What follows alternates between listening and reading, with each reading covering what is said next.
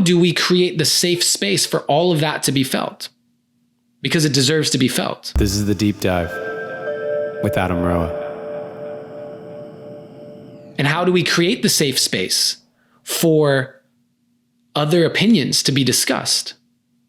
Because at the end of the day, what I believe to be 100% true, unless we just want to go to war and just fight each other until one side kills the other, what's most important is that we figure out how to communicate to a solution.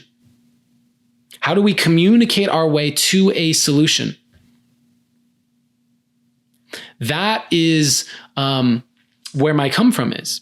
And I understand that as not being a black man, it may be, it's not even maybe, it's much easier for me to sit and say, well, let's have a rational conversation about that. Let's have a logical conversation around that, while others are in that heightened, charged emotional state.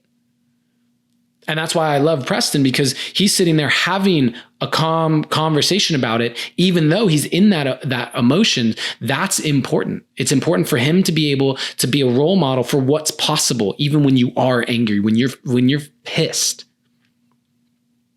And I think my job in that scenario was also let me speak my perspective, because there are people who also feel the way that I do. There are people who are not willing to take the arrows and the shots and be insulted for speaking their perspective. But for a white man and a black man to have the conversation in this heightened emotional time and be able to exhibit that is incredibly important. Because at the end of the day, if we're not able to speak about it, if we're not able to actually discuss it without attacking each other, without insulting each other, if we can't have that conversation, how do we ever expect to change it? How can you expect to change something if you're not willing to talk to the people that you need to change? If you want racism to end, the conversation has to be had between black people and white people and all the other races too. But that conversation has to happen. That conversation has to happen.